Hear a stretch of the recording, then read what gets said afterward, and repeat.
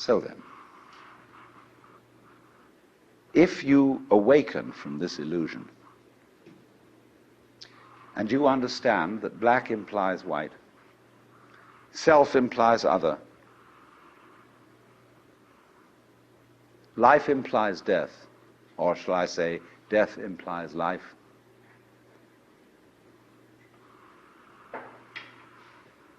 you can feel yourself not as a stranger in the world, not as something here on probation, not as something that has arrived here by fluke, but you can begin to feel your own existence as absolutely fundamental.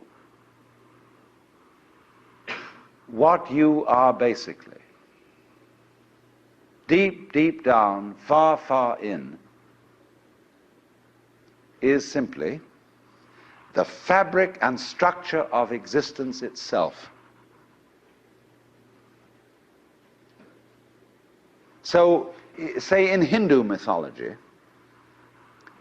they say that the world is the drama of God. God is not something in Hindu mythology with a white beard that sits on a throne and that has royal prerogatives. God in Indian mythology is the self, Satchidananda, which means Sat, that which is, Chit, that which is consciousness, that which is Ananda is bliss. And in other words, what exists, reality itself, is gorgeous. It is the plenum, the fullness of total joy. Wow-wee. And all those stars, if you look out in the sky, as a firework display like you see on the 4th of July, which is a great occasion for celebration, the universe is a celebration. It is a fireworks show to celebrate that existence is. Wow-wee. And then they say, but however, there's no point just in sustaining bliss. Let's suppose that you were able every night to dream any dream you wanted to dream. And that you could, for example, have the power within one night to dream 75 years of time. Or any length of time you wanted to have. And you would naturally, as you began on this adventure of dreams, you would fulfill all your wishes. You would have every kind of pleasure you could conceive. And after several nights of 75 years of total pleasure each, you would say, well, that was pretty great. But now let's have a surprise. Let's have a dream which isn't under control, where something is going to happen to me that I don't know what it's going to be. And you would dig that and come out of that and say, wow, that was a close shave, wasn't it? And then you would get more and more adventurous, and you would make further and further out gambles as to what you would dream. And finally, you would dream where you are now. You would dream the dream of living the life that you are actually living today. That would be within the infinite multiplicity of choices you would have, of playing that you weren't God. Because the whole nature of the Godhead, according to this idea, is to play that he's not. The first thing he says to himself is, man, get lost. Because he gives himself away. The nature of love is self-abandonment, not clinging to oneself. Throwing yourself out, as in, for example, in basketball, you're always getting rid of the ball. You say to the other fellow, have a ball. See? And that keeps things moving. That's the nature of life. So in this idea, then, everybody is fundamentally the ultimate reality. Not God in a politically kingly sense, but God in the sense of being the self, the deep down basic whatever there is. And you're all that, only you're pretending you're not. And it's perfectly okay to pretend you're not, to be absolutely convinced, because this is the whole notion of drama. When you come into the theater, there is a proscenium arch and a stage, and down there is the audience. And everybody assumes their seats in the theater and are going to see a comedy, a tragedy, a thriller, or whatever it is. And they all know, as they come in and pay their admissions, that what is going to happen on the stage is not for real. But the actors have a conspiracy against this, because they're going to try and persuade the audience that what is happening on the stage is for real. They want to get everybody sitting on the edge of their chairs. They want to get you terrified or crying or laughing. Absolutely captivated by the drama. And if a skillful human actor can take in an audience and make people cry, think what the cosmic actor can do. Why, he can take himself in completely. He can play so much for real that he really believes it is. Like you sitting in this room, you think you're really here. Why, you've persuaded yourself that way. You've acted it so damn well that you know this is the real world. But you're playing it. It's because the audience and the actor is one. Because behind the stage, there's the green room. Off-scene, obscene, where the actors take off their masks.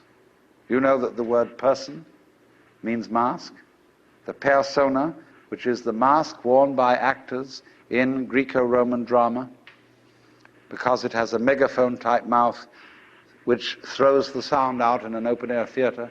So per, through, sona, what the sound comes through, that's the mask. How to be a real person. How to be a genuine fake. A mask. So the dramatis personae at the beginning of a play is the list of masks that the actors will wear. And so in the course of forgetting that this life is a drama, the word for the role, the word for the mask, has come to mean who you are genuinely. The person. The proper person. Incidentally, the word parson is derived from the word person. The person of the village. Person around town, the parson. It's funny. So anyway then, this is a drama. I'm not trying to sell you on this idea in the sense of converting you to it. I want you to play with it. I want you to think of its possibilities. I'm not trying to prove it. I'm just putting it forward as a possibility of life to think about. So then, this means that you're not victims of a scheme of things, of a mechanical world, or of an autocratic God. The life you're living is what you have put yourself into. Only you don't admit it, because you want to play the game that it's happened to you. In other words, I got mixed up in this world. My parents, I had a father who got hot pants over a girl, and she was my mother. And because he was just a horny old man. And as a result of that, I got born.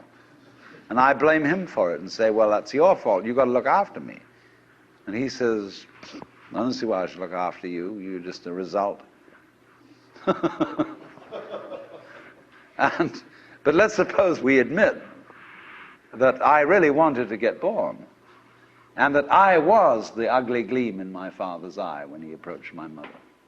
That was me. I was desire. And I deliberately got involved in this thing. Look at it that way instead. And that even if I got myself into an awful mess, and I got born with syphilis and the Great Siberian Itch and tuberculosis and in a Nazi concentration camp, nevertheless, this was a game which was a very far-out play. It was a kind of cosmic masochism. But I did it. Isn't that an optimal game rule for life?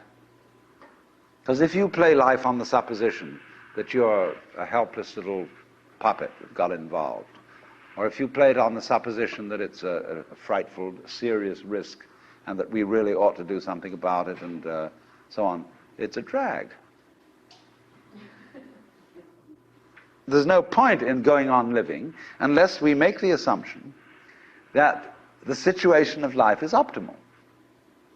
That really and truly we are all in a state of total bliss and delight. But we are going to pretend we aren't just for kicks. You play non-bliss in order to be able to experience bliss. And you can go as far out as non-bliss as you want to go. And when you wake up, it'll be great. You know, you can slam yourself on the head with a hammer because it's so nice when you stop. And it makes you realize, you see, how great things are when you forget that that's the way it is. And that's just like black and white. You don't know black unless you know white. You don't know white unless you know black. This is simply fundamental.